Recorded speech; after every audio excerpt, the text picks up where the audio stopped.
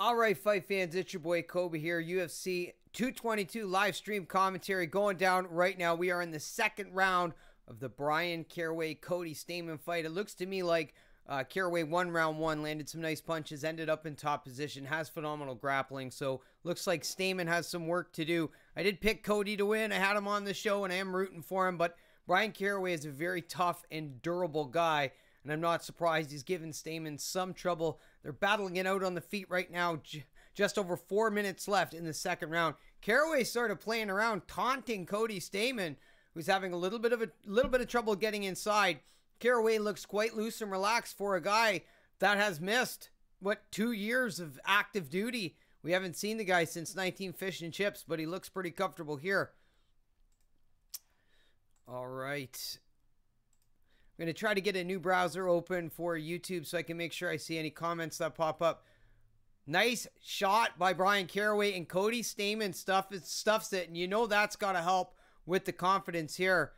Stamann calling Caraway on. We might get a firefight. Caraway with the jab, and Stamann steps out. Beautiful naked leg kick by Cody Stamann. And then that lead hook once again, excuse me, by Bryan Caraway. That worked for him in round one. He misses with the uppercut. Good striking defense by Stamann here. Looks like these guys are having some fun out there. Just over 3 minutes left in round two. Stamann, 7 significant strikes to Caraway's 17. But a better Cody Stamann in round two, who stuffs the second takedown of the round. So it looks like Stamann is getting more settled in as the fight progresses. We will see. Now Caraway's jab looking a little bit slower. Cody Stamann, another leg kick. So things starting to pick up. Another shot stuffed by Cody Stamann, who lands the overhand right. Bryan Caraway has slowed down substantially since round one, or Cody Stamann looks that much more comfortable. Big shot by Cody Stamann. Counterpunch, it was an overhand right. Caraway misses with that jab. Looks like some heavy breathing coming out of him. Misses with the lead hook. Stamann definitely getting more comfortable and for sure winning round two. But Caraway has won round one. So if we go to round three, one guy has to come out the better. Oh, Cody with a beautiful counter jab. Busting Caraway's face up a little bit. Good fight thus far. Caraway with the stepping punch, but he misses. Another takedown stuff. Cody Stamann with the knee on the break. Another takedown stuff by Cody Stamann. Caraway relentless with the wrestling, but it isn't working. Cody Stamann looks fantastic here in round two. Caraway with a nice right hand. Both guys trading in the pocket. Just under 2 minutes left in round one. Stamann lands a stiff jab. Great scrap. This is a treat for the UFC early prelims, that's for sure.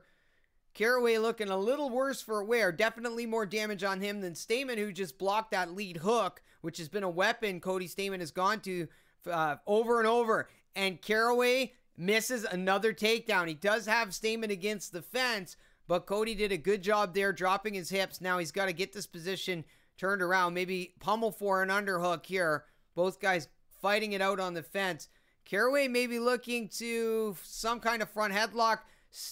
Caraway changes levels. May look to work the single now. That could be his takedown of choice as he's working on the left leg of Cody Stamann. Maybe looking for some kind of outside trip. Great takedown defense by Cody Stamann. Caraway misses with the lead left, and Cody stuffs another shot.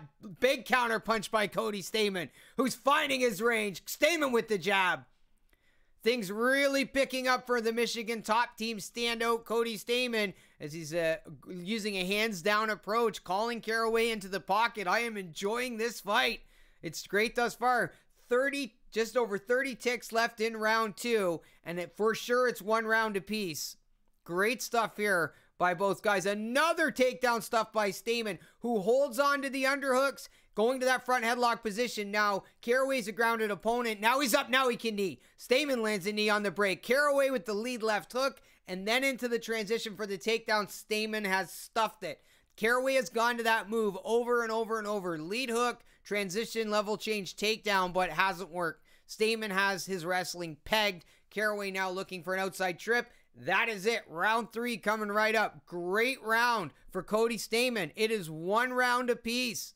So my pick, Cody Stamann, might come out. Brian Caraway, 1 of 8 in the takedown. Full-time toilet cleaner, welcome. I got 7 watching. I'm sorry, guys, whoever's here. My main channel currently has no live stream because I showed 10 seconds of the fights. So now you got to put up with hearing my commentary. I'm sorry I can't show the fights, but you're more than welcome to hang out, and I guarantee I will do a fantastic job all night long. I will shout you out. I will make you feel welcome, and you'll enjoy what I'm bringing to the table. So great wrestling here by Cody Stamann. He did a stellar job stuffing the takedowns of Brian Caraway. So now it's going to be about who's got more gas in the tank. It's a war of attrition. This is round 3. I think each men it's 1 round apiece. So we're headed into the 3rd and final frame. Michigan top team, undefeated. Cody Stamann looking to crack the top 10. If he defeats Brian Caraway. But Caraway, a seasoned, savvy veteran of this game, holds some big wins. That's for sure. Stamann looks like he is ready to go for round 3. Here we go. The 3rd and final round. Both men touch him up. The clock has started, and Brian Caraway misses with the lead hook. He's gone to that punch again. There's another lead hook. I don't understand why he isn't mixing up the attack. Maybe that's coming. Maybe he's using this strike over and over so he can bring something else from the arsenal. So Caraway misses with a lead leg inside kick, tries it again. So he's going back to the same strikes over and over. Looking to find his range. Stamann looks nice and loose, free-flowing, looks comfortable, still strong, looks like the fresher man, but Caraway always dangerous, durable when he is inside the cage. And like I said, he's got some big wins in the UFC. The guy's no joke. And that's the reason why he's the number 7 fighter in the division. Misses with the lead hook. The first one landed. So Caraway going back to the same punch. I'm sure I sound repetitive, but that's all I'm seeing. Nice counter shot by Cody Stamann with the right hand. Caraway again with the counter shot with the right hand. Pardon me, Stamann with the right hand. Now Caraway just pitched an overhand right, from like left field. Like I can see that coming from here. Caraway definitely looks like it's getting the better of him in terms of the cardio. And the man's missed 2 years, so I'm sure fighting a taxing war like this against a guy like Cody Stamann is going to do serious hindrance to your cardio. So now they're in the clinch. Cody looking for double underhooks. He will elbow, and he's on the break. 3:30 left in round 3. And if you ask me, Cody Stamann has 100% taken over this fight. Brian Caraway, 1 of 14 on the takedown. He has a plus 10 in terms of significant strikes, but if we break fights down round by round, we score them that way. And I got Cody Stamann winning this fight thus far. Again with the lead hook, Caraway. Doesn't land. Big counter shot. A left uppercut by Cody Stamann, who's finding a home for his punches now. The boxing working for the Michigan top team.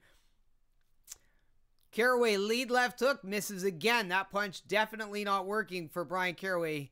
And again, lead left hook, and he goes to that same takedown, and Cody Stamann stuffs it. But Caraway has a hold of the single. He's looking to work the single here. He's actually going to try an outside leg trip, but Stamann looking for wrist control, and he's using a whizzer.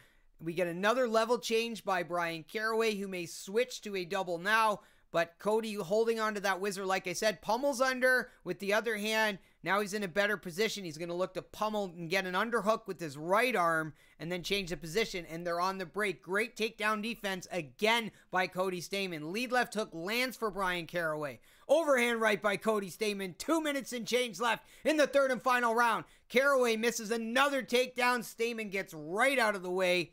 Fantastic takedown defense. Caraway misses with the left hand, but a counter right by Cody Stamann. 2 minutes left in this one. Stamann looks like the fresher fighter. Both men exchanging in the pocket. Caraway misses with the jab. Don't have any updated stats in terms of the takedown, but I'm going to guess probably 1 of 17. Caraway looks considerably slower in this round. Misses with the lead uppercut, and Cody lands with the counterpunch. Overhand right by Stamann. Definitely taking over this fight. Stamann lands another jab. Another jab.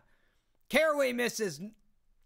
Beautiful work here by Cody Stamann, who has picked up the pace. Big shot. Big right hand by Cody Stamann. Caraway with another shot. Cody Stamann stuffs it. Lands a knee on the break, and now they're back in the clinch. Great fight thus far. Fantastic stuff. And really a great effort from both men. I am rooting for Cody Stamann, but Brian Caraway came to fight. They're both trading in the pocket. 1 minute left. Outstanding work by both men. Back and forth action. We are in for a treat here. Another takedown stuff by Cody Stamann. Another takedown stuff by Stamann. Caraway is relentless with the takedowns, but Cody Stamann is saying no, no, no. He's got the Dikembe Mutombo thing going on. So Caraway now working some dirty boxing in the clinch. No updated numbers yet. I'm going to say Caraway 1 of 20 on the takedown. Cody holding some underhooks here. 40 seconds left. I believe he's just probably now 38 seconds away from a victory. Is Cody Stamann if he can ride out the rest of this clock. Nice uppercut by Bryan Caraway, who goes back to it. Dirty boxing in the clinch against the fence. Stamann working the body. The clinch working here for Bryan Caraway is making a last-ditch effort. Another takedown attempt stuffed by Cody Stamann. That has been the story of this fight, is the takedown defense. Big shot by Cody Stamann. 15 seconds left. They're battling it out against the fence. Stamann with one underhook. Caraway throws. Stamann lands. Wow, what a battle. And now we have Cody Stamann going for a takedown, and now slips in Caraway into the guillotine in top position. And Caraway gets on top, and that's how it will end. What a fight, folks. What a performance by both fighters. Spectacular stuff. Caraway attempted to roll into a guillotine from top position, and Cody Stamann was able to reverse that and actually end up on top. Caraway's continued to threaten with the guillotine. Here we'll see it on the replay. So Caraway lands a beautiful jab. Counter right hand by Cody. This replay we're going to see Caraway take a nice deep shot, land, hits the takedown, gets credit for that. And then we'll see Cody Stamann with some nice striking defense. Beautiful jab there by the Michigan top team standout. Nice elbow by Cody Stamann. And some both strikes landing for both men in the pocket. A war of attrition. I mean, what a fight. For UFC Fight Pass early prelims, this was fantastic. Really, really enjoyed commentating this one. Good stuff.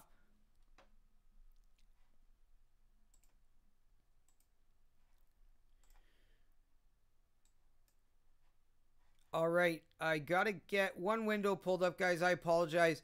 So if you ask me, I think, without a shadow of a doubt, Cody Stamann won this fight. I think he won rounds 2 and 3.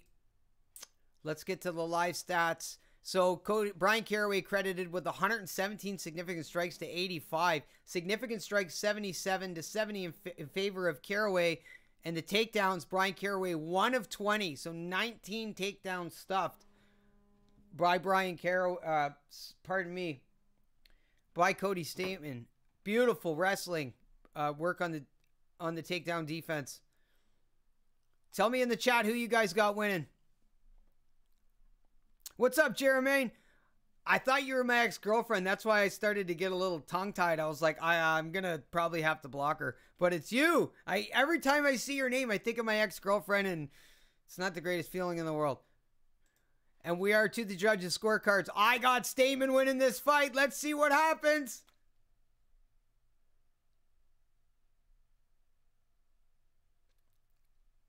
Come on, baby. Come on, come on. Yes, they got it right. Boom. But shout out to Bryan Caraway. He put on a great performance. He worked his butt off. He fought like a warrior, man. He's been on the shelf for 2 years.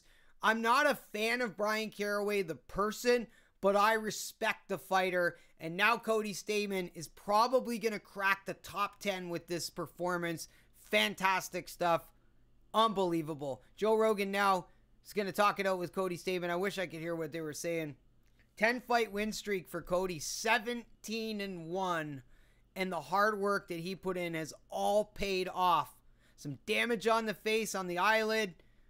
Nose a little red. He definitely ate some punches. Caraway fought right down to the wire.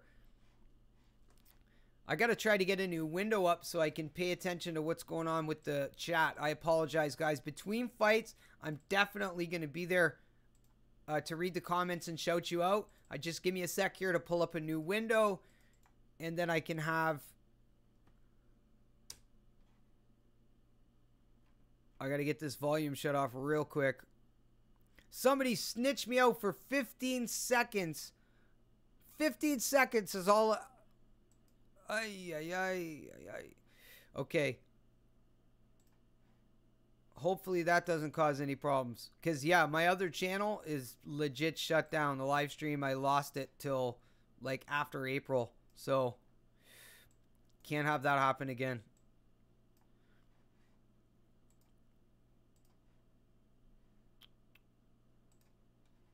All right, we have 7 watching. It's not like the old days with the other channel. I can tell you that. I would have 10,000 people in here, but I appreciate you nevertheless. Thank you so much for joining me. Maybe we'll get a busier, bigger crowd as the fight goes on. As the night moves on, I should say. All right, I'm just squaring up this window. There we go. So shout out to Full-Time Toilet Cleaner, my boy Daniel Miranda in the place. And Jeremy Rain, I can't pronounce your voice. I apologize, brother. You're gonna have to call me and say, Kobe, get it right. So I'm just gonna call you Jer because I don't want to disrespect you. So we got Mike Pyle here and Zach Otto, I believe.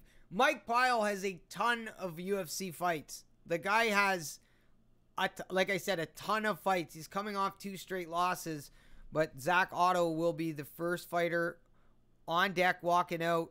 The American. And I'm going to pull up some supplementary info for the walkouts so I can let you know what's going on with these guys in terms of where they're at in their career.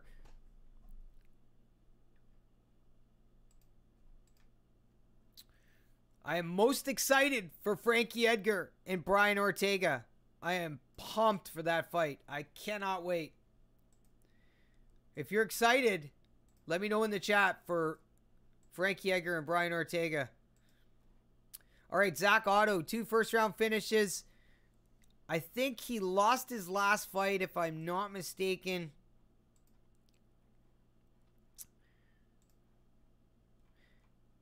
Yeah, he did to Li Jiliang. He lost in round 1. It was a KO. He's 2-2 inside the UFC, and he takes on the very experienced and durable Mike Pyle, who has been finished in 2 straight fights. So, really, I think do or die for both guys, if you ask me. I think both fighters respectively need a victory. The MMA holes are in the place, bringing us up to 7 total people. I sure am grateful for you to be here. Chris, what's up, my brother? It's an early Kobe. Should do the numbers. Let's hope so, Daniel. You're like one of my best supporters, so I'm really glad that you're here. I know that you like the commentary, Daniel, and when I was thinking about doing this, I thought of you. So I'm really glad that you're here. My God's honest truth, I thought of you.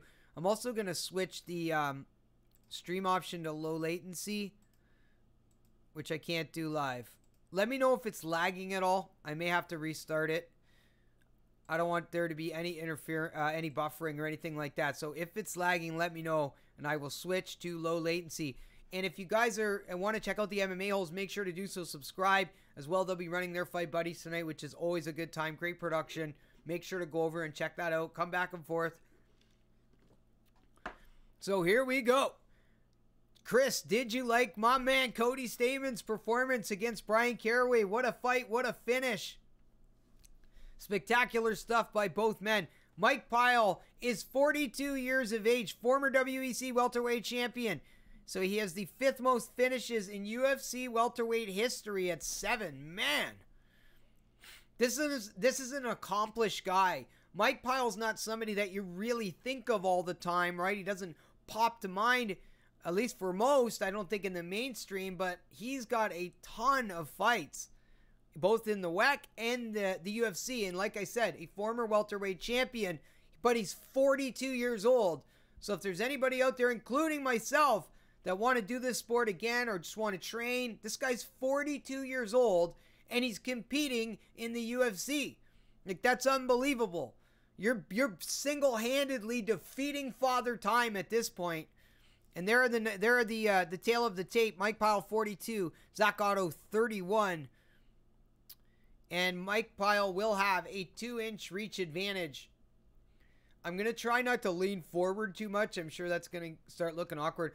My box for my fight is kind of low on the bottom of the screen. So Bruce Buffer will do the introductions. Herb Dean will be our official. Better than Mario Yamasaki. Those "but did he die" memes are the best. I love making fun of Mario Yamasaki. So Zach Otto, 15-5, 5'11", fighting out of Milwaukee, Wisconsin, coming in as a pretty heavy favorite. So like I said, Mike Pyle finished in 2 straight. So at 42, is the chin starting to go? Is it deteriorating? But I will tell you, Pyle looks like he's in great shape. 27-13-1. This guy's got 41 professional MMA fights. A plus 245 underdog.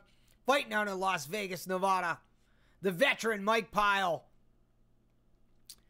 Probably go back to the chat, guys, between fights. I'm going to extend this box so I got a great view.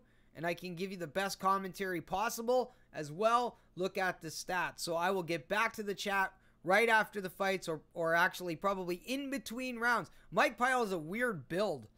Just like a strange body type. And a super elongated neck. He kind of looks like a praying mantis. Anyway, we are underway. Both fighters fighting out of the orthodox stance. Otto in the blue, Pyle in the black. We are well underway now. Both men feeling each other out. A little bit awkward. Otto going in for the kill with some big heavy shots, but Pyle staying nice and relaxed and loose. Overhand right by Otto. Spinning back kick by Otto. Pyle is just feels comfortable. He's just chilling in there. Nice front kick. So it'll be interesting to see if we have any stance switching here as well. Both guys, like I said, in the orthodox stance, feeling each other out at this point. Pyle touches the body, which is a good indication that he's going to go to the body and back upstairs with that overhand, I believe. Pyle looks a little longer. Otto throws some big, heavy, straight punches, misses with the body kick. I think Pyle doing a good job thus far with the striking defense, but Otto, the much more active fighter thus far. 4 minutes left in round 1, and then we see that front kick again by Mike Pyle. We haven't seen too many punches out of the black corner. Otto misses with the jab. Not really a fight that I was super looking forward to, but you never know, right? So Otto looking to land some big bombs. He's throwing some heavy leather. So will we see Pyle start to open up and some activity out of his corner? Otto, I think, is winning this round thus far. Lots of time left in the first, though. 3:30 remains. A feeling out process for sure. Otto misses with the jab. He's really having a hard time getting inside and landing. That's why I like that he went to the body with the jab. That's the best way to get in range, and then you can go upstairs. Pyle with a nice straight right hand. Otto misses again, really having a hard time closing the gap. Pyle's length and reach and elusive nature is giving Otto some problems, who's going in for the kill. Otto is not playing games. 2:55 left in the first round. Pyle looks nice and loose, man. Nice and relaxed. Otto lands the low kick. Oh, the big overhand! And he's on top with the ground and pound. We are very close to a stoppage. Otto teeing off. Pyle covering up. Big elbow by Otto. He's got Mike Pyle hurt and has an opportunity. Lots of time to finish this fight. Otto has come back to life here. He's playing from bottom position from guard. He's rolled over. This fight's done. It is over, folks. That's it. Herb Dean stops it. It's over. Zach Otto by TKO stoppage. Mike Pyle, loser of 3 straight, but he goes out on his shield. The man is 42 years old. At this point in time, though, if you're gonna get finished, one big shot lands and you can't take it, I think that's when you have to look at probably hanging him up. And again, Mike Pyle is a former welterweight champion. He looks really, really bummed out. And he might have known that this was his last chance with the UFC. He might get cut. He might not. Zach Otto has just been given his black belt. I don't know if it's a Brazilian Jiu-Jitsu black belt. It could be any kind of discipline. I'm not sure. So hit me up in the chat and let me know if that's his BJJ black belt. That would be kind of cool to see him earn that inside the octagon. Defeating the veteran Mike Pyle. Big win for Zach Otto, who was coming off a loss himself. So I believe both men had their backs against the corner in this one, and Otto will prevail. Good stuff from the Otto, who lands a big shot upstairs, drops Pyle, gets on top, finishes with the ground and pound. And I think Pyle even gave himself an opportunity to stay in the fight, which was pretty good in itself, right? He got dropped, and then he was able to survive for a period of time, so he did his best. He fought his heart out. The man's, like I said several times, 42 years old. They will embrace inside the octagon. Great show of sportsmanship. Joe Rogan will interview the winner, Zach Otto, winner by TKO in round 1 at 2 minutes and 34 seconds. And Zach Otto's got to be thrilled, man, to get back on the board. We are shortly here going to head off of Fight Pass, so I believe that was the last UFC Fight Pass early prelims fight, and we're going to head towards CB Dalloway and Hector Lombard. Hector Lombard is another guy that's older. He's on a big losing streak. He's going to need to do some work here tonight. If Hector Lombard, I think he should retire personally. I worry with these men and women about CTE and the brain damage that occurs, and Hector Lombard gets finished all the time. He's an older guy, but it's definitely their career. So we're watching the replay here. So it was an overhand right by Otto, and then he missed with the straight left jab. That was the big punch. So low kick by Otto. Pyle comes in. Big overhand right by Otto. Drops Pyle. And then just in for the kill. And then he gets to a great position in terms of the ground and pound. And just pummels away with his right hand. And he's able to finish. Good stuff. I'm going to have to switch my browser now. So folks, just please stay with me.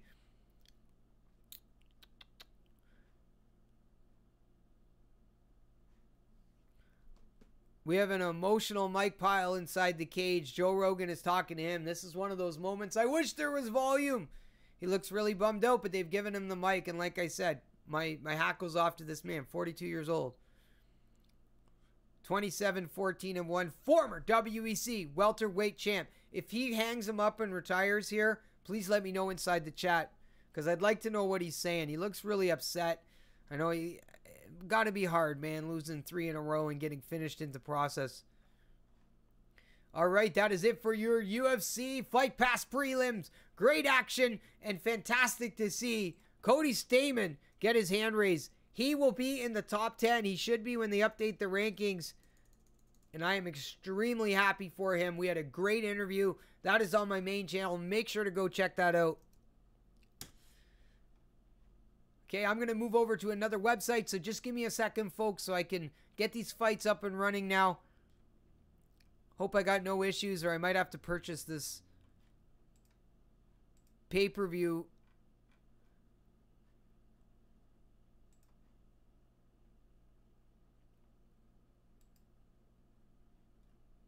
All right.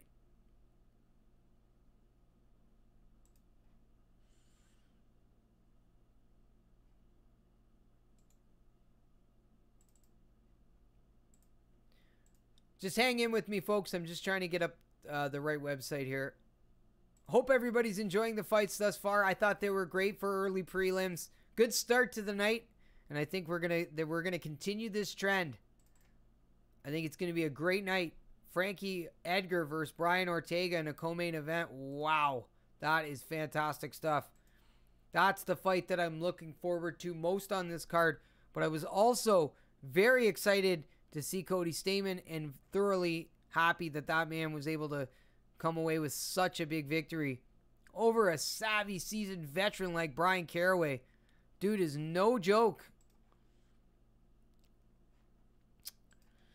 All right, I'm having a bit of trouble here. Stay with me.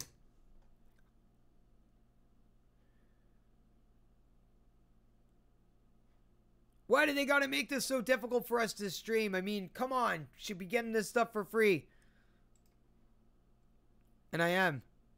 Also, we have Luis Ortiz versus Deontay Wilder, the boxing match. If the fights are uneventful, I might even venture over there and do some boxing breakdown. All right.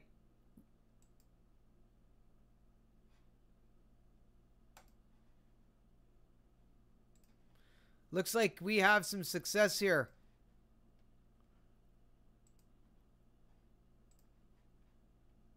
Once I have this up, I'm all set.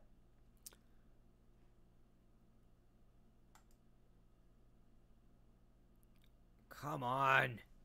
I don't pay $100 for internet a month for nothing here. Oh my God, I gotta get this shut off.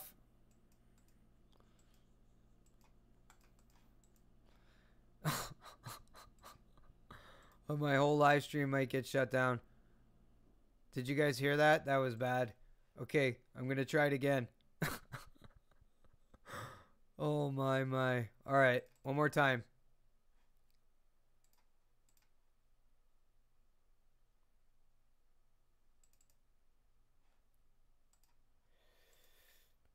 What a nightmare.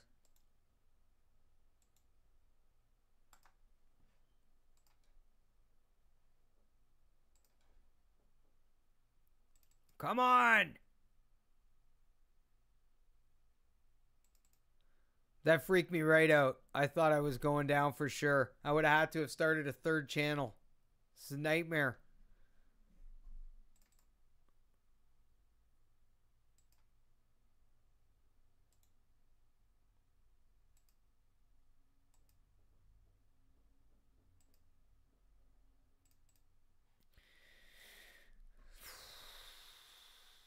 Come on. Does anybody give Yana Kunitskaya a chance against Cyborg?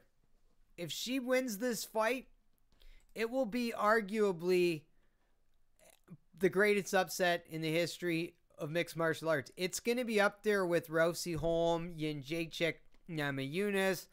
It really is, because she's had no UFC fight. She's never fought that. Like, she just lost to Tanya Evinger. So if she wins this fight, it's going to be a really, really big deal. I don't see it happening personally. That's just my interpretation. You may give her a shot. Anything can happen in these fights. That's what we know. That's the beautiful thing about mixed martial arts. We just don't know. That said, I don't think Cyborg makes this mistake. I just don't see it happening. I'm still searching. I'm on livesport24.net. I had something up, but this volume was killing me. The YouTube robots were coming. They were coming for my stream.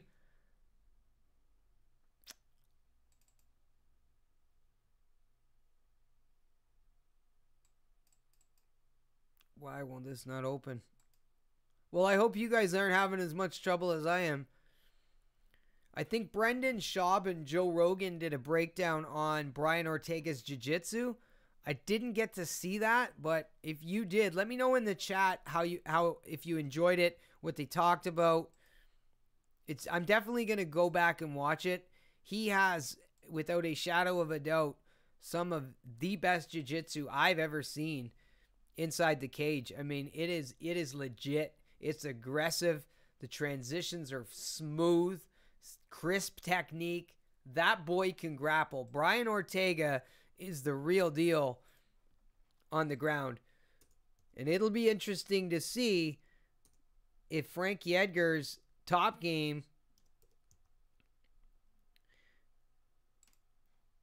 can deal with the Brian Ortega's jiu-jitsu. If Brian Ortega from bottom position, from the bottom, can handle Frankie on top. Like, there's so many question marks. That's the beautiful thing about this fight. There's just so much to consider. And then the striking. You know, you have Brian Ortega, who has very underrated hands. His boxing is really, really good. And I think it would probably do Frankie Edgar a whole lot of good to incorporate some kicks in this fight, because I don't think we see a lot of those out of Brian Ortega. And I think the more weapons that Edgar brings, the better. I mean, he looked fantastic against Yair Rodriguez, but this isn't Yair Rodriguez, okay? So we might see that Frankie may have looked a little inflated off of beating a guy that wasn't ready for him. Or maybe Frankie is the ageless wonder that most of us believe that he is. I'm not stating that it was inflated off that win, but you never know. Ortega is just a nasty, nasty man. He's got the look of a stone cold killer in his eyes.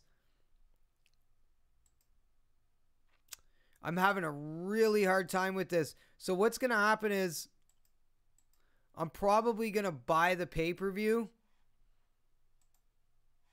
and come back on and reestablish, because you guys are having your time wasted. I'm working, guys. I'm so sorry. I apologize. I'm going to get it up, I swear. Come on, baby. We want these fights. I don't know why. I don't know why this isn't working. Okay, let me try source 2. I'm on livesport24.net.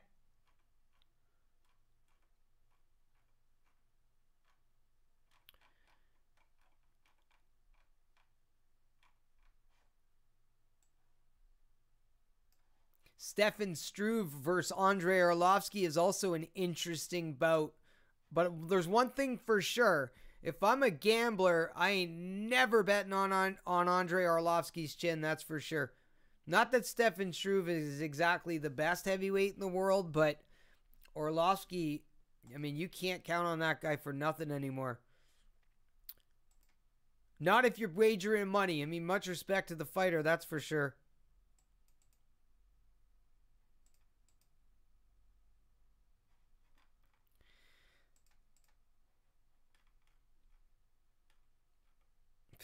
This is an absolute nightmare. This has never been this difficult.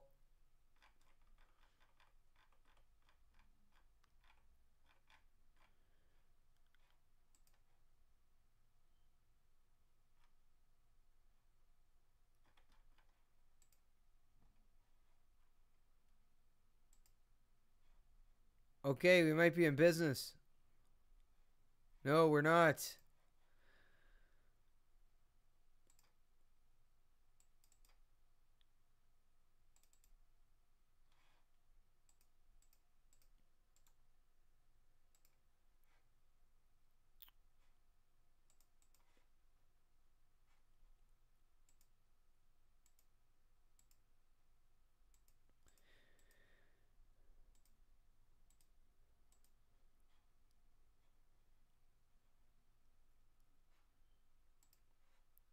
All right, I think I got it. Oh, no, no, no. Get out of here. No, stop. The UFC is going to sue me. I got to get rid of this volume. I'm going to get in trouble. No. Where's the X? There it is. Get out of here. Stop. No. Oh my God, I cannot find the volume on this player. There it is. Oh, am I banned? Am I blocked? Are we still alive? Yes, we're still going. And there's still 10 people here. You just sat through the biggest nightmare of a situation I've ever seen. You guys are all soldiers. Shout out to every single one of you. I cannot believe this stream is still up. I could not find the volume button. And I'm going to stop trying to lean forward. I apologize. I guarantee great commentary moving forward. That's the only thing I can offer you is a thank you. I cannot believe. Just talk really loud over it for a minute. Welcome, Mr. J-Man 2010. I'm just going to call you 2010 tonight. You have no idea how scary that was. The last time this happened, I was in my buddy's bedroom in his bed with a phone and just like live streaming from his room. So it was super low budget. Like this production, it was nowhere near this. And I mean, this is okay, right? I got some background stuff, some images. I got the chat on the screen, but you guys couldn't hear it. But anyway, I was in my buddy's bed, like, and everyone's like, turn the phone around, hounding me to show the fights. So I'm just like, whatever. And I showed it, and 10 seconds later, somebody reported me. So you guys couldn't hear the audio? You got to be sure about this, because then I'll turn it on so I can hear and get the stats and stuff like that. I'm going to pull up the UFC.ca website just to have that handy as well. So Nobody heard nothing, eh? Wow. Okay, let me know right now. This is a test from the emergency broadcast system on Kobe's Corner. I'm about to turn the volume up for 3 seconds. Hit me with the ones in the chat. MMA hole style. If you don't hear anything. Ready? 1, 2, 3.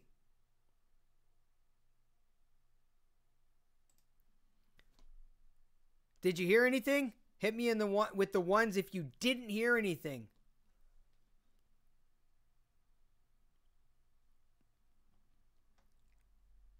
I don't know. I'm going to leave it off for now. It's only in your headphones, Kobe. All right, we're in business, so you can probably change the input-output so it only plays into your headphones. The only concern I have is that you guys don't hear it, because that's how I'm going to get pegged, and that's how my stream's going to get shut down. So that's good news. That means I can turn it on low in my ears, and I can pick up good stuff to help facilitate the commentary, like stats, numbers, supplementary information, stuff like that. So that's actually really good. So I'm going to use the volume then for this fight card. If you guys can't hear it, then that's perfect. And I'm also using livesport24.net if anybody's looking for an action. I'm watching it on BT Sports. All right.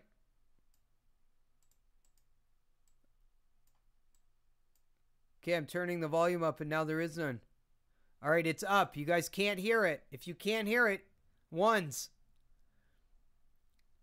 I'm losing people by the minute here. Back up to 9. Welcome. All right. So tonight we get to see the best female fighter probably in the history of the sport. In maybe her second successful title defense, has been a featherweight champion for a long, long time. Cyborg has been there, done that. Fantastic record all over the place, everywhere she's fought. I just did a video breakdown on Chris Cyborg. It was a lot of fun to do because I got to go back and look through some of her accomplishments and highlights. 19-1. Just stand out. So she had a no contest in 2011. Apart from that, has not lost since her pro debut. Talk about turning things around. You lose your pro debut and then you just win. She won consecutively in Strikeforce. Elite XC. She's just done it everywhere. But Tanya Evinger, for me, it wasn't the kind of competition she needed. That's why the Holly Holm victory was so important for me. I picked Cyborg, and I definitely think she won that fight. Holly Holm just can't catch a break, but I think she's grossly overrated. All right, the UFC 222 prelims are almost underway.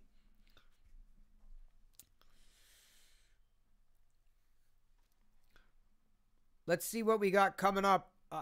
I believe it's CB Dollaway and Hector Lombard, which will be a fun fight for sure. CB Dollaway coming off his victory over Ed Herman. Prior to that, he had lost 3 straight. So still, I think at this point, CB Dollaway needs a victory for sure. And with Hector Lombard, it hasn't been a good run as of late. His record 34-8, but a lot of the losses all coming recently. Loser of 4 straight, finished in 3 of the 4. Before that was a no contest, 2 wins. He had a 3-fight slide in 2006. He fought in 2006 and didn't fight again until 2012. But I think more importantly, Lombard losing his last 4 and being finished in the process. Do you have a VPN? I do have a VPN. Yes, I use Nord. It's really good. What do you use? 2010? Yeah, Nord is my VPN, and I thoroughly enjoy it. So it says that they have not adopted the new rules tonight. Big surprise. They've only been around for like a year, but yet these commissions still haven't adopted them. Like, I don't get it.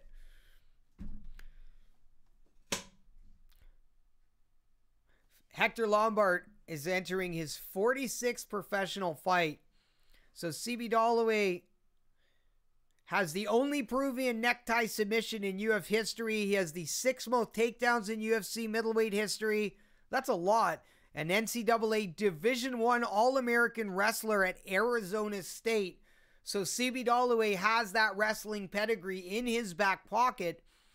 And you wouldn't think, off the top anyway, I don't, at least in my opinion, that CB Dollaway is that much of an accomplished wrestler in the middleweight division. I think I said welterweight earlier. I apologize. Hector Lombard looks huge and muscular and like usual.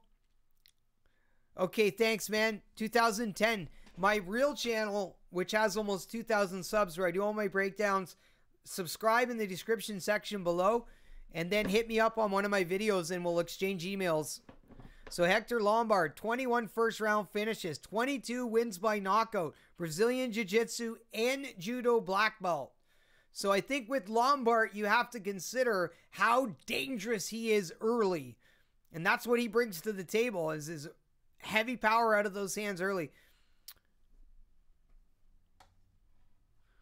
All right, so Hector Lombard, 34. CB Dollaway, 34. Hector Lombard, 40. And CB Dollaway with a definitive 5-inch reach advantage, which Lombard has struggled with length as of late. But he needs to do everything in his power not to get finished. Daniel, who are you referring to? So Buffer is announcing the fighters now. CB Dollaway, he was hot for a minute. I don't know. Okay, yeah, hit me up on Twitter 2010. It's at Kobe's_corner. So Lombard 34-8-1, 2 no contests, 5'9", 185 pounds, fighting out of Cuba. Lombard's a bad dude, man. Like I said, a BJJ and Judo black belt. We don't see as much of the grappling, at least as of late, but it's there. It's in his back pocket. And with Judo, you have phenomenal takedowns. It's not as easy if you're not in the gi, I don't believe anyway. I have done some Judo. I did 7 years of BJJ, but the Judo I did do was easier in the gi. But it's still very effective stuff. Judo is a very underrated form of mixed martial arts. So Dollaway looking nice and loose. The referee in charge of the action is Mark Smith. I'm not too familiar with his work. At least we know Mario Yamasaki's not in the cage, so that means Hector Lombard isn't going to die tonight. So we're about to be underway here. All right, here we go. Clock has started. Dollaway missing with the high kick. Lombard with a hands-down approach. I don't know if that's a good idea. He does have serious knockout power in both his hands. He is a very, very dangerous, heavy-handed striker, especially early. But the chin is, I think, absolutely, completely deteriorated. So Lombard's going to feel out Dollaway here. And we have Lombard in the southpaw stance. So the power side is open for Hector Lombard. Either the body kick, the straight left hand, high kick by Dollaway again. And that's something that Lombard's going to have to look out for. It's a dangerous weapon for CB Dollaway, both to the body and upstairs when you have southpaw versus orthodox. 4 minutes to go in round one. Both men feeling each other out. Nothing spectacular or exciting happening thus far.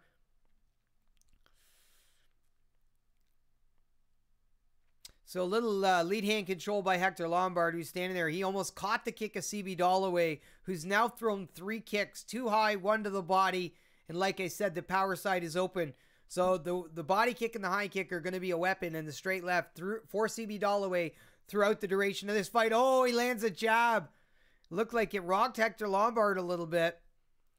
See, I don't understand, and I don't know if you guys feel the same way. Lombard sits on the outside as the shorter, smaller fighter catches the leg of CB Dollaway, who threw the naked leg kick. Now we might see CB Dollaway put some punches behind those kicks, because Hector Lombard is definitely on to CB Dollaway's tricks, that's for sure.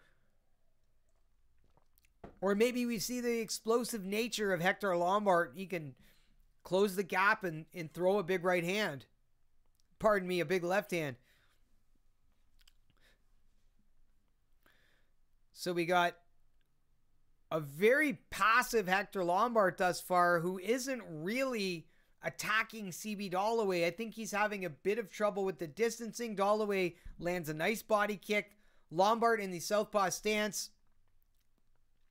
Nice jab again by CB Dollaway. He's landed that shot twice. We'll wait to see if he follows it up with the right hand. Lombard lands a low kick.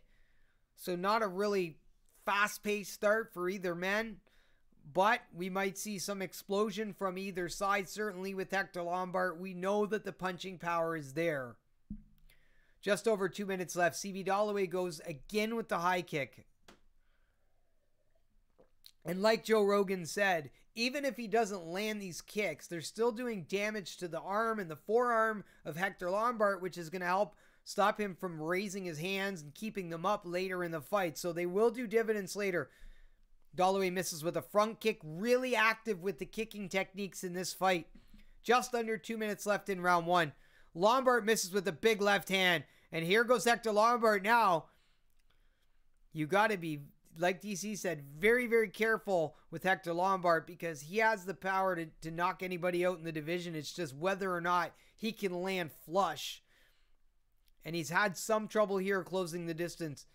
Dollaway with a little lead hand control.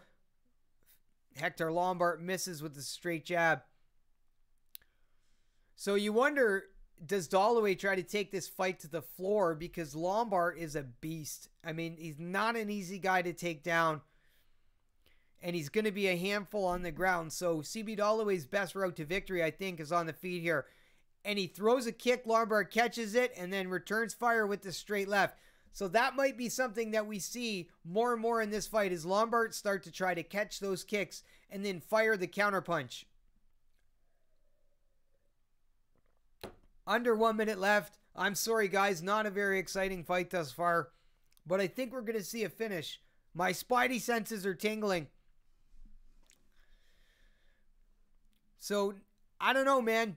Dollaway not really making Lombard have to work too hard. There's not too much action. I don't have the stats up, although I'm going to pull them up in between rounds. I want to see more activity out of both fighters in round two. Lots of feints out of Dollaway. Hector Lombard lands with a right hand. So the crowd not really into this fight. I don't know if you guys are. Not the best fight to call. And there you see Dollaway land the body kick, but Lombard return fire with some beautiful counter punches. Oh! Lombard caught the kick at the bell and returned a counter punch. That looked late. I don't know if it was intentional, but it was potentially after the bell. It was really, really close. The most exciting part of the round happens after the bell goes to end round one. Dollaway dropped and Lombard just did not care. He's like, whatever. I just cracked this guy after the bell. Man, now the doctors have to check out CB Dollaway to see if he can continue. This has shades of Michael Bisping, Anderson Silva written all over it. This fight might be stopped. It's possible. CB Dollaway better look like he wants to fight a little more here. He looks like he's kind of upset about the whole thing, but he's got to show that he's ready to go. And he's putting his hands on the doctor and the ref's shoulders. I think they're going to stop it. So here's the replay. So Lombard lands a jab and then an overhand straight left. We're going to hear it in real speed right now. Late punch after the bell. 110% Hector Lombard threw that punch after the bell.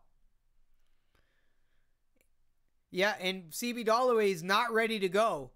This is dangerously close to being stopped. It is. It's done. The fight's over. I think. Are we going to get a final call here? my opinion, CB Dollaway doesn't look like he wants to continue, and that's part of this. If he, like the commentary team said, sat down between rounds, he would have a better time to recover between rounds, and he would also not appear as dazed and confused as he is. So once again, see the replay. Yeah, man, there was just a late punch by Hector Lombard. One more time. Really late. In fact, the jab was late. It was a 1-2. So it was a right jab and an overhand left.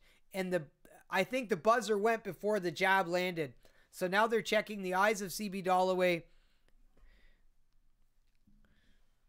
Big confusion going on right now.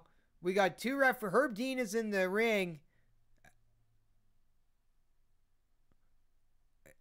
I gotta think they're gonna call this.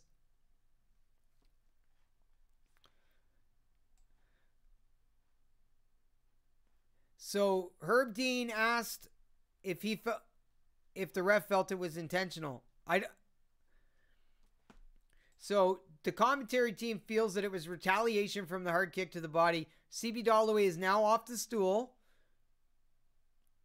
This has been a really long break. This is like we're looking at like a 5-minute between rounds.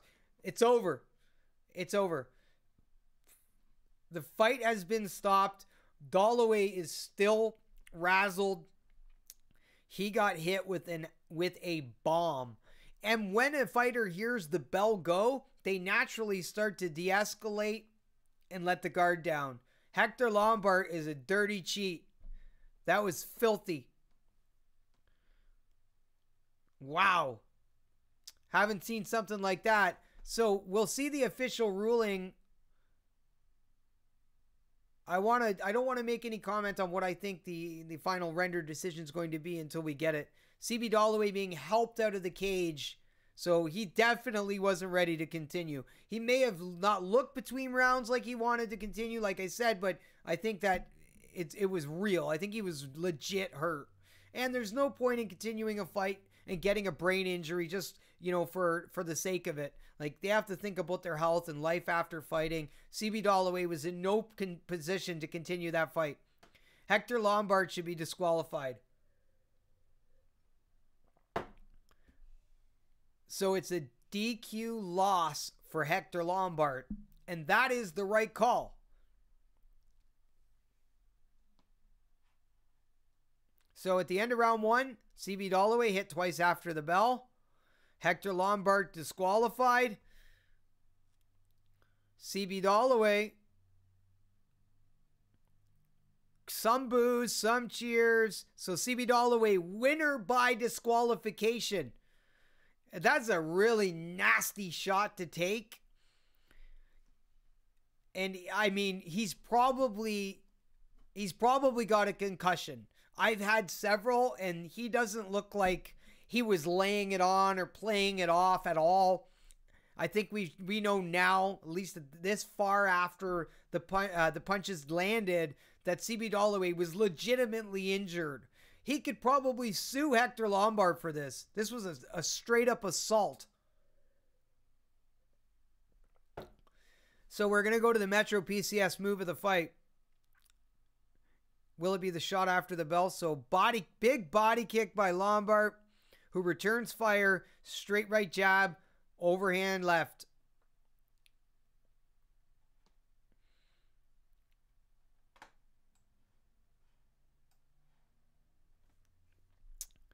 Yeah, it was just a nasty, dirty late hit. Let me know in the chats what you guys thought of that. If you're hearing the commentary yourselves on your TVs or tablets or phones or whatever, did you think it was late? I definitely did. Lombard looks a little upset, but fighter got to start counting after the 10-second warning and back. Yeah, that's a good point, Daniel. I think you do have to be cognizant, but I have fought, and you do know what's going on in terms of when you hear that clapper, it does register. It does. I think this was the right move. So UFC Fight Pass, what's available? Glory and Cage Warriors available right now on UFC Fight Pass. An action-packed week ahead. You have Pancrase, TKO, UFC live MMA events from 3 different continents. UFC Fight Night, Verdum versus Volkov. That goes down at the O2 Arena in London, England, March 17th on Saturday. So lots going on UFC Fight Pass if you're a subscriber. I have it. I love it. I do all my film study there. It's a great purchase, that's for sure. I like it better than Netflix. And they haven't raised the price on us. So we got John Dodson versus Pedro Munoz next. This is a great fight in the bantamweight division.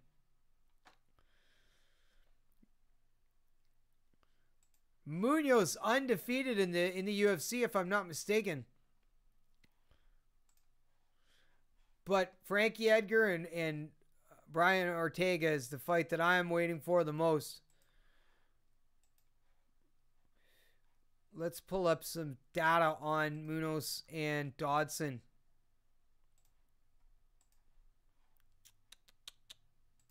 We got Beneil Dariush, Alexander Hernandez coming up, Ashley Yoder, and Mackenzie Dern. I think that's the fight you were talking about, Daniel. Kat Zingano makes her return after a long break against Ketlin Vieira. Stefan Struve versus Andrei Arlovsky. Sugar, Sean O'Malley. That's going to be a fun fight. Is Andre have the opportunity to derail the hype train? And then, of course, the answer, the pound for pound great, MMA's own Rocky, Frankie Edgar, taking on T-City Brian Ortega. And then your main event of the evening, of course, Chris Cyborg taking on, I don't know much about you, Yana Kunitskaya. She's Russian. She's a very good striker, but lost to, who did she lose to? Soccer mom chick. Why can't I remember her name? Someone tell me what it is. It's completely evaded my brain. So I can't pull anything up on her. We have no record. Who did Kunitskaya lose to last? It was the last chick Cyborg beat.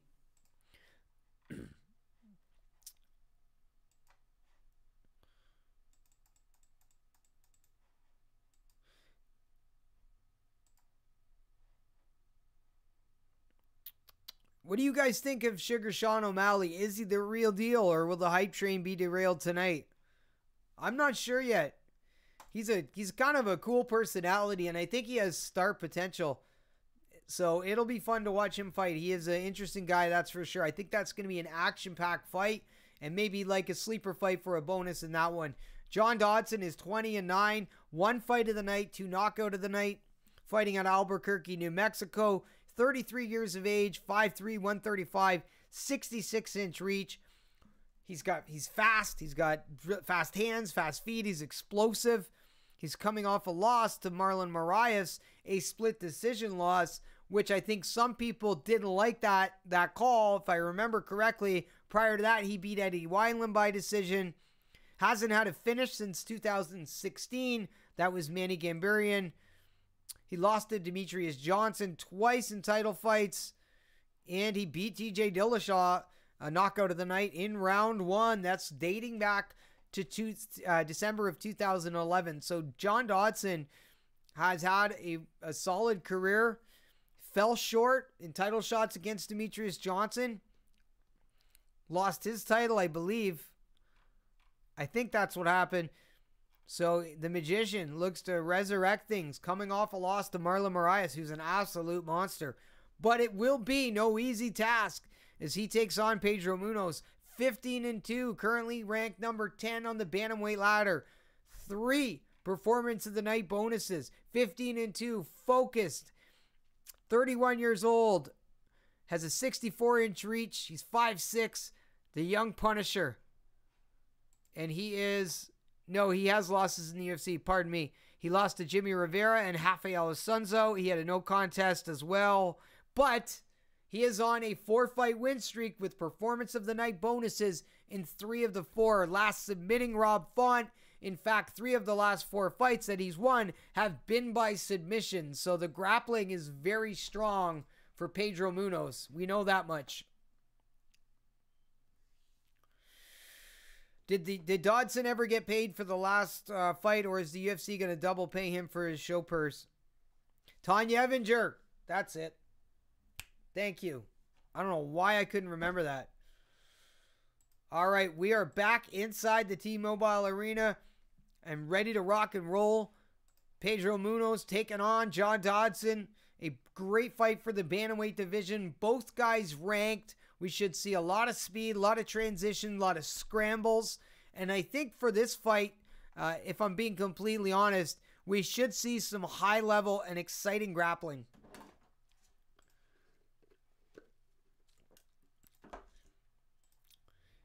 And does Chris Cyborg cement herself as the greatest ever in terms of the female if she wins tonight? They just showed a highlight of Tanya Evinger. Wow. She did not look like she belonged in the cage with Cyborg. Tough as old boots, but just didn't look like she belonged.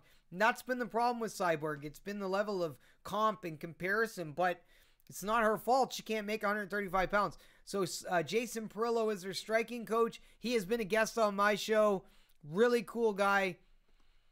And he's done a good job with her for sure. He's got a private gym, so all of the cameras aren't there. They don't have to take pictures and hang out and talk to everyone. They can just go in and get their work done. Jason Perillo is a really, really good coach. So 2010 says on Twitter, Ariel Helwani said something about John Dodson in the UFC not coming to terms on a contract, and someone replied, my sources said he couldn't reach the contract on the table. So think about this if you're John Dodson, right?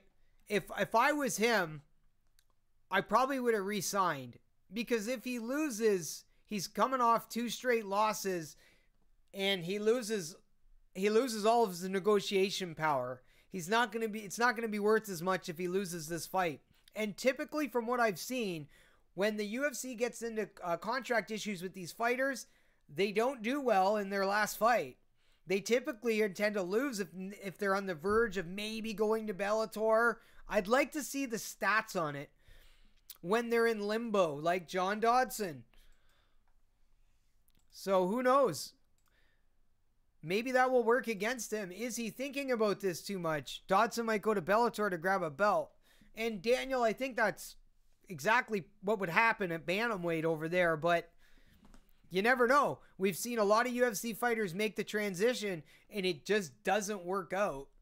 So they're showing a lot of highlights right now from Chris Cyborg against Holly Holm. Beautiful, big power shots, a Superman punch.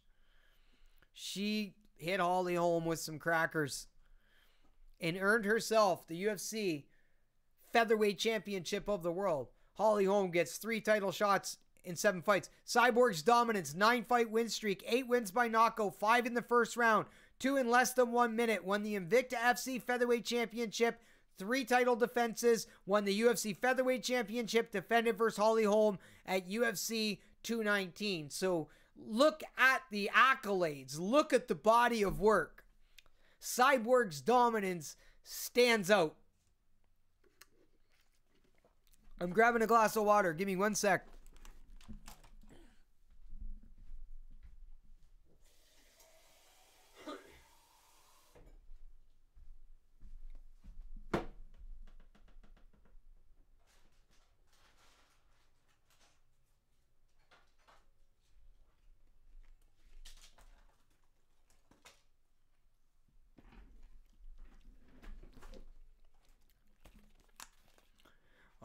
All right, we're back up in this piece.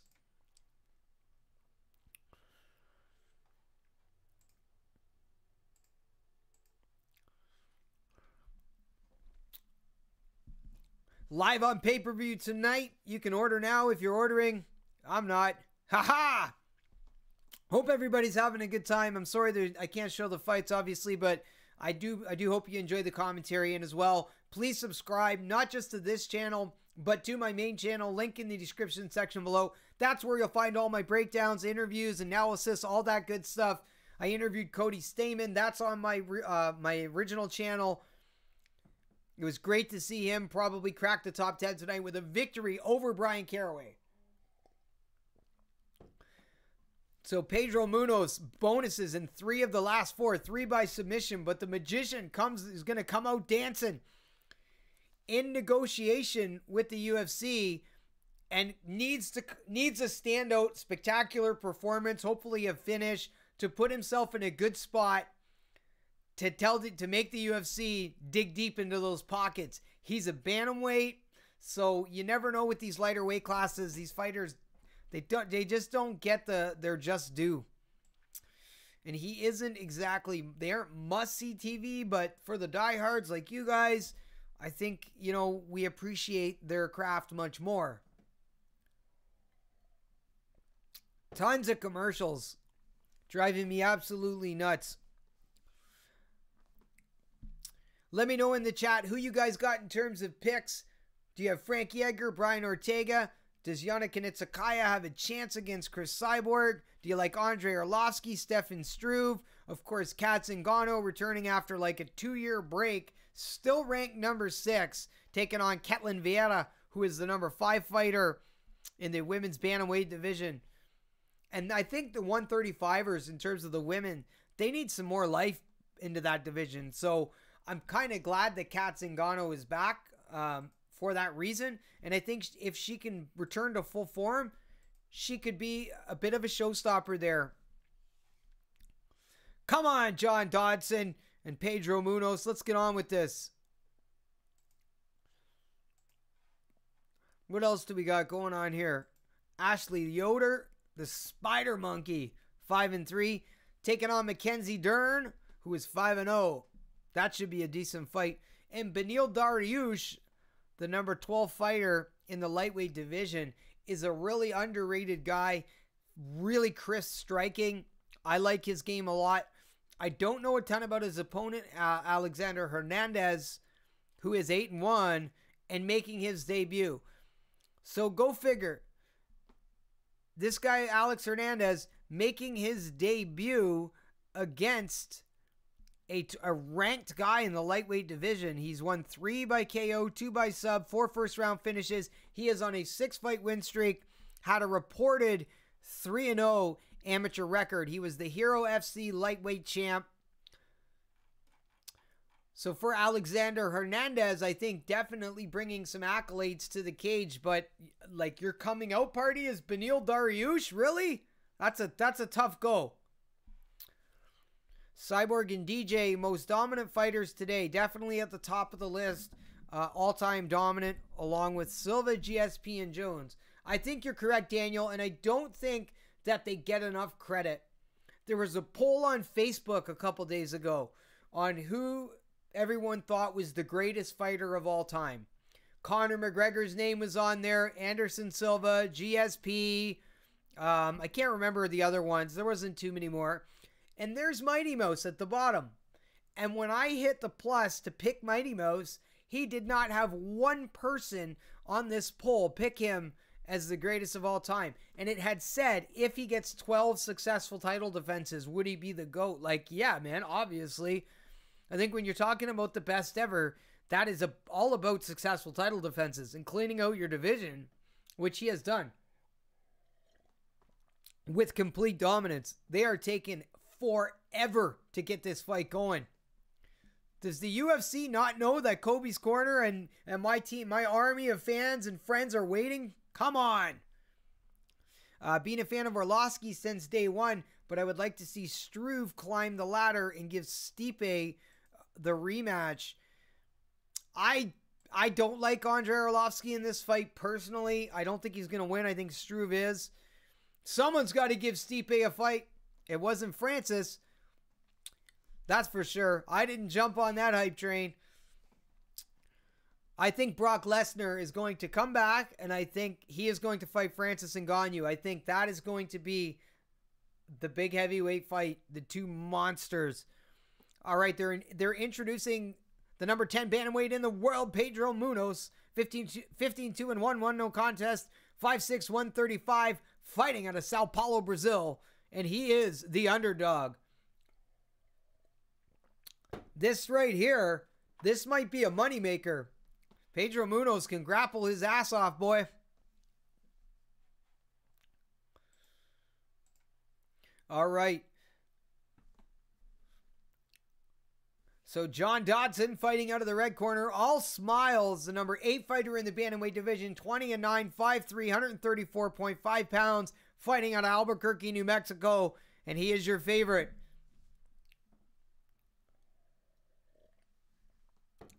The Ultimate Fighter Season 14 winner and the number 8th ranked bantamweight contender in the world, John the Magician Dodson. Man, if you've ever seen a guy that looks happy to fight, it's this guy. They're showing his family in the crowd and his children there to support him and cheer him on. I think that's fantastic. Wife Chelsea and 2 kids, courtesy of John Anik, giving us some great supplementary info. I love Daniel Cormier's commentary, and as well John Anik doing a great job, and I know Joe Rogan's in the house. We are underway. John Dodson out of the southpaw stance. Goes with the straight left, and it doesn't land. This is going to be a hard fight to commentate because these guys move so fast. So Munoz goes with the body kick. John Dodson looks really relaxed. He's a pro's pro. He's been in there with Demetrius Johnson twice. This guy has a lot of experience. This would be a huge win for Pedro, though.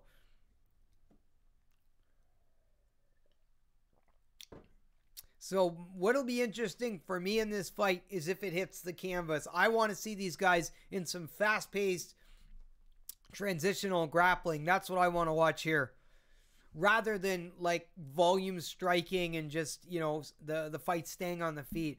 I hope we get to see some groundwork. So, John Dodson catches the kick and then goes upstairs with the straight right hand. Combination punching by John Dodson. Looking real comfortable thus far. Munoz trying to get inside with some kicking techniques, but unable to do so thus far. John Dodson out of the southpaw stance. Goes with his straight to the body and then back upstairs with the right jab. Beautiful striking there by John Dodson, who touches the body. And Dodson just caught the kick again. And, you know, when you talk about these leg kicks with no setup, you have to consider that the opponent starts to catch on, and that's exactly what's going on with Dodson as he goes to the body and then back upstairs. He's onto that body kick that Pedro Munoz is throwing with no setup. Munoz misses with the high kick. So Munoz, like Joe Rogan just said, Munoz looks really flat-footed right now. He's not moving very well, no angles.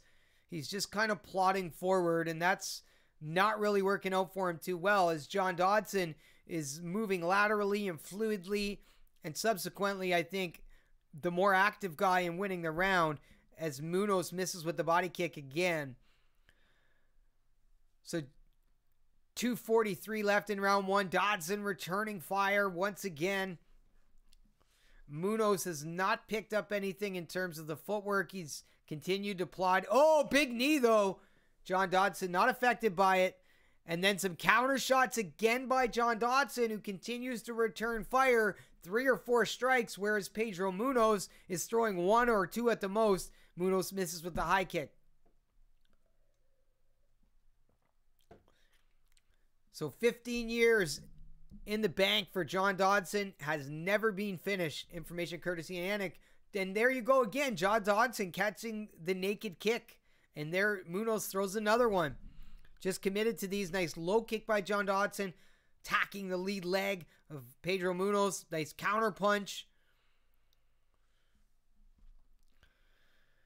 So Joe Rogan has said Dodson had some hand problems in the past, but they look pretty good tonight, I'll tell you that. They look crisp, they look fast. John Dodson looks like he's done a great job. So you wonder if the stand-up's not working for Pedro Munoz when he looks to get it to the floor. Kick caught again by John Dodson. Pedro Munoz needs to pick up the pace. He needs to start moving laterally and fluidly and loosen up because John Dodson is all over, just countering left, right, and center. So we're seeing some blitzing attacks from the Magician. I really like the angular footwork he's using. Definitely winning round 1. Like I said, guys, I hope this fight hits the ground because I'd love to see some nice groundwork from these two guys. Lead hook by John Dodson, returned by a straight left hand. So Dodson may have injured his hand. Commentary team pointing out to that he is hitting with an open palm, which we don't know. Well, maybe between rounds we'll be able to hear. And Dodson catches the kick again and lands the counter punch. So the kick's definitely not working for Pedro Munoz, and I'm sure his corner is going to talk to him about that in between rounds because he's getting lit up every time Dodson catches one. So 19 ticks left in round one. Big body kick by Dodson, who again takes an angle. The footwork here, there's a massive contrast between fighters. Dodson is doing a fantastic job stepping off the center line, throwing strikes, landing, and getting out of the way. Whereas Pedro Munoz is just standing on the center line, and that's going to do it for round one. I got John Dodson winning that round all day. Let's move to the live stats. So 28 significant strikes to 16. Dodson landing at 39%. Pedro Munoz also landing at 39%. John Dodson not credited for, well, they're saying he was 0-3 on the takedown. I don't know that there were any takedown attempts, unless, of course, they are alluding to him catching kicks and then maybe a sweep. I don't know. Total strikes 28 to 16. 10-9, in my opinion, John Dodson all day. Daniel Miranda, I'm really glad that you're here, brother. So I think we're going to see a little bit of a sense of urgency from Pedro Munoz's corner in this round if he wants to win this fight, because he's not going to get it done on the feet fighting the way he has thus far. And I think this is a big fight for Pedro Munoz, right? John Dodson, former champion, like I said, competed against Demetrius Johnson twice. He's a big name in the bantamweight division. But like someone else talked about with the negotiations, good luck for John Dodson thus far, who comes out attacking.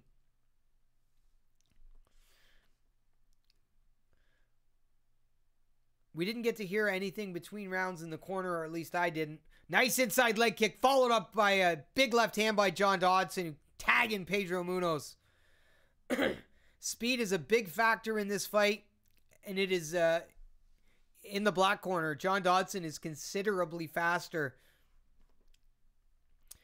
So Daniel Cormier said that the corner of John Dodson was very happy with the work that he put in round one, who catches the kick again, returns with another counter punch.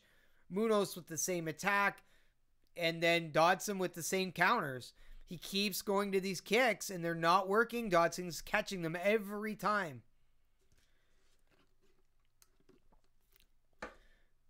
Yeah, I think Joe Rogan's 100% correct. I said it earlier. He's just so much faster than Pedro Munoz. So now you have to think that Munoz wants to get this fight to the ground. When do we see the shot? John Dodson just circling around the cage, staying loose, taking his time, nice and relaxed, catches the kick, circles, gets off the center line, counters. It's happening every time Pedro Munoz throws his kick. So now you see Munoz a little hesitant in his own attack, not really pulling the trigger. He's not confident with his hands. Dodson, beautiful striking, stepping off the center line. So we're talking about great angular footwork by John Dodson. Nice jab by Munoz, who finally lands a punch. 3 minutes left in round two. These are the kind of fights that kind of usually go to the cards, but both guys possess power and submission skills, so who knows? Maybe we get a finish. Munoz moving a little better this round, I believe. Backing Dodson up against the fence. Now they're swinging. So this is good. Now Munoz cutting off the cage and putting Dodson against the fence, and I think he needs to do more of that. Dodson just caught the kick and landed a nice uppercut. Wow, Dodson is so quick. 1 minute he's standing in front of Munoz, and the next minute he's literally standing next to him. Crazy. Munoz now attacking with some straight punches. Now Dodson back against the fence. I think Dodson is really using the warning track really well, that black outline inside the octagon. So beautiful job for Dodson, stepping off the center line and landing to the body. Just not there for the counter. Munoz can't attack him back. So Dodson caught another kick. So we see Munoz applying great pressure, continuing to push forward, but it's just not working. He's not finding a home for any shots.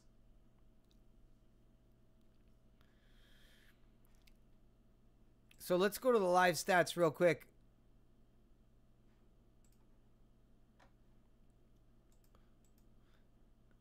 John Dodson, 22 significant strikes to 14.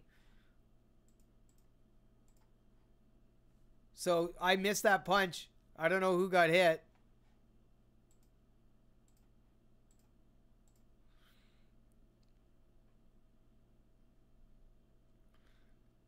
So we're going to get to listen in to the corner of John Dodson, Greg Jackson.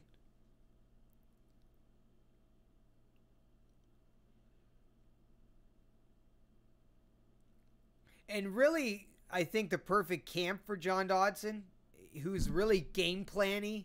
I think that this fits him well. I'm not surprised that he's a product of the Jackson Winklejohn gym. They're obviously really happy with the work thus far. Munoz missing with the inside leg kick. Oh, he lands a high kick. Munoz finally lands upstairs. Big counter punches by John Dodson. Straight jabs, catches the kick again. So I think John Dodson has been hurt by some of these shots, if I'm being completely honest. Munoz now backing him up. So the relentless continued forward pressure of Pedro Munoz is starting to work a little bit. So Dodson catches another kick, backs Munoz up against the fence and lands a counter punch. We've seen that over and over in this fight. The 10-second clapper is gone. Superman punch. Oh, we got a shot. Oh boy. There was a foul, I believe. John Dodson may have got hit in the groin, but Munoz cracked him after Dodson started to wilt over. We have to see if the referee was trying to step in. So Dodson threw a Superman punch. He got kicked with he got a snap kick right to the groin. And then I think the round ended and John Dodson got cracked. Shades of Hector Lombard written all over it. So John Dodson stating that he's ready to go regardless. And that's it. Okay, so they stopped the fight with just seconds remaining in the second round.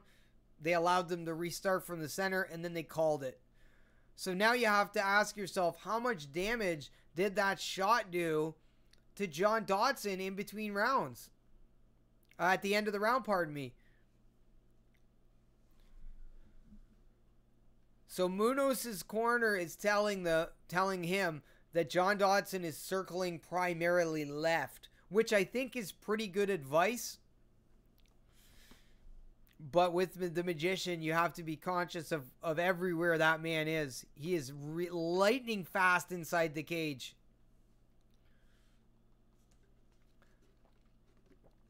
So in this round, you wonder, does John Dodson start to really make those shots count after catching the kicks? That's something that we've seen over and over in this fight.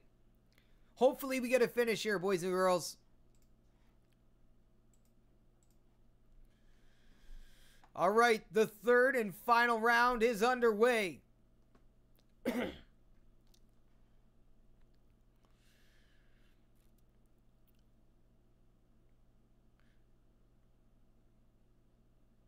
Big right hand off the gate, out of the gate for Munoz, who's fighting with authority. Big shot by Munoz. Now he's moving. He's attacking. He knows that he hurt Dodson at the end of that round. Both men cracking in the pocket. Now the action picking up. Straight kick. Munoz swinging for the fences. Johnson calling for a low blow with the referee not having it. Now the action picking up. This is ridiculous. Why do these guys get to call their own timeouts? I don't understand this. If the referee doesn't see it, I mean, you can't call it. It's not even, I don't even think that was really a low, I don't even think, and he got clipped again. Dodson dropping his hands and getting cracked. It's crazy. Munoz might win this fight and take over because of these shots. So front kick, but then comes over top with a left hook after John Dodson dropped his hands to say there was a groin shot, not protecting himself. So now Pedro Munoz has some room to work. Let's see if they can pick up the action. Big knee by John Dodson. Munoz pushing forward. Third and final round. Just over 4 minutes remains. Clean left hand by John Dodson, but unfazed is Pedro Munoz, who continues to push forward with relentless pressure. Big low kick by Munoz.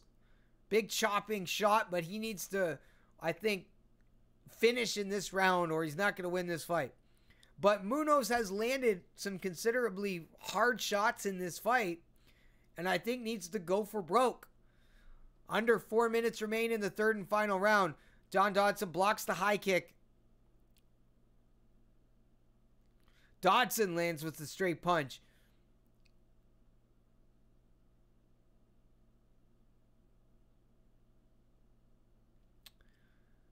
So Dodson needs to really be conscious of getting cracked with one of these big shots, because if he can get through the last 3 minutes and change, he's going to win this fight via decision.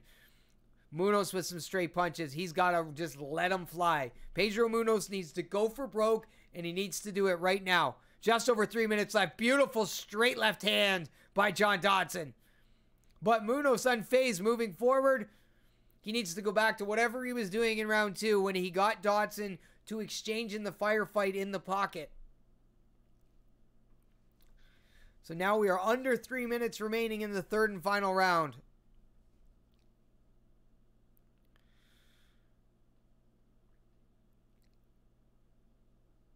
So Joe Rogan is talking about what I mentioned to you, what was come out of the corner, and Dodson lands a big shot. They're telling him, they were told him that Dodson keeps circling to his left, and they're right. Now I'm watching it after hearing the corner tell Munoz that they're correct. And if Munoz can cut an angle and catch Dodson moving to his left, he can land a knockout shot. It's definitely there.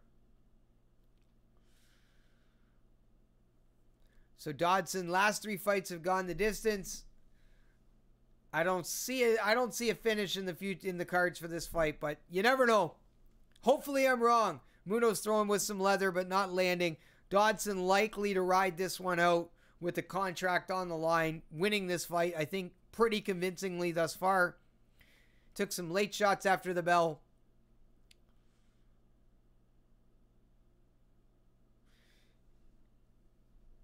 And Dodson definitely winning, I think, in this round. Now he's against the fence. Munoz landed a nice knee against the fence. And every time he's landed a decent shot, he's come on strong right after. Let's see if he does that here. He throws the same kick, and John Dodson's able to shook it off. Big kick. Nice counterpunch by Pedro Munoz. So just over 1 minute left in the third round. This is it. Pedro Munoz needs to go for broke. He catches the leg, changes levels. He's going to look for a double leg. I don't know what he's going to do with the takedown with 1 minute left. He hits it. Dodson has the cage to work with, but Pedro Munoz is a very good grappler. Problem being, he doesn't have a lot of time to work from this position. He doesn't have John Dodson flattened out, and I think the Magician can probably stand up from this position, although we could see Munoz looking to flatten him out and then mount. John Dodson starting to get to his feet. So in my opinion, Munoz just blew the last minute working from the clinch here, at least grinding for the takedown. Even if he hits it, he doesn't win this fight. And he picks him up, and he's taking the back of John Dodson. 22 now. Okay, Johnson turns himself around.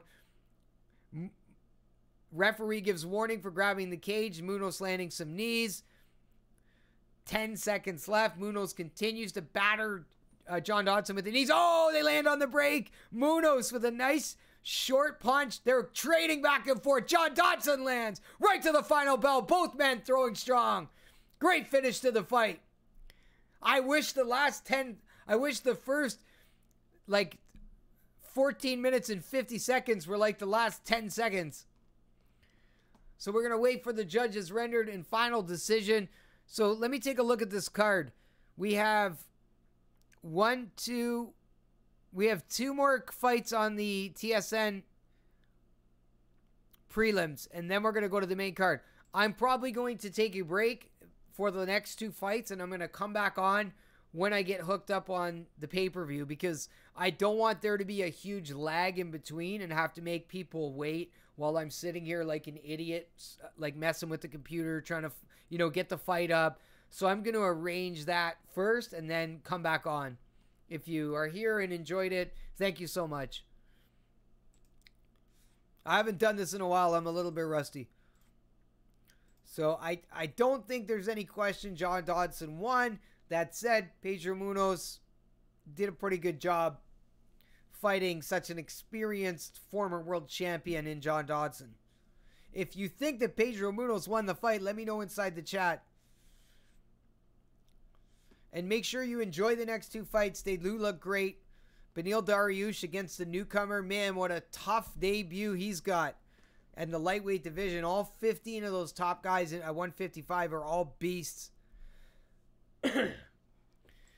And then, of course, you have Ashley Yoder and Mackenzie Dern. Mackenzie Dern undefeated at 5-0.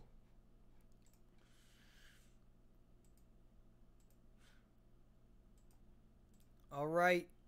Munoz is raising his hand. He thinks he's got a shot. I don't think there's any question John Dodson won the fight, but stranger things have happened. Uh-oh.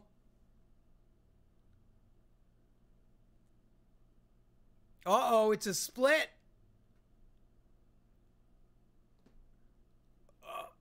Oh my God. John Dodson. I'm not shocked. I'm not shocked that it was a split, but my opinion, Dodson won the fight, who just did a crazy backflip inside the cage. Hey, what's up, Nino? What fight is next? Beneil Dariush against Alexander Hernandez. Joe Rogan is asking John Dodson about with the open palm strikes, and he didn't indicate that it was a broken hand. Daniel, I'm losing my voice. I've got to take some honey, and I've got to get some water.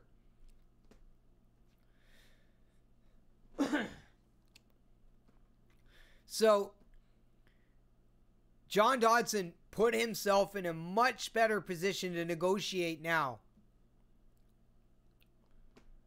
So, he's saying anybody at 135 that's in the top 10 that wants to fight him, he will take. So, he's not all that interested in fighting Mighty Mouse, and I think that's a common theme in this division.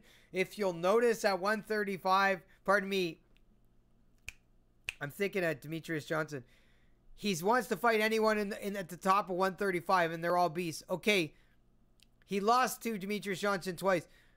I can't believe that this was a split. I thought John Dodson won. Guys, I am going to log off. I will be back on for the main card once I get set up and organized and I have the pay-per-view up and running so that there's no issue, there's no lag, there's no wait. If you waited it out, I thank you so much for joining me. If you want to come back, I will see you at 10 o'clock. Make sure to hit the subscribe button inside the link in the description section below. That's my main channel.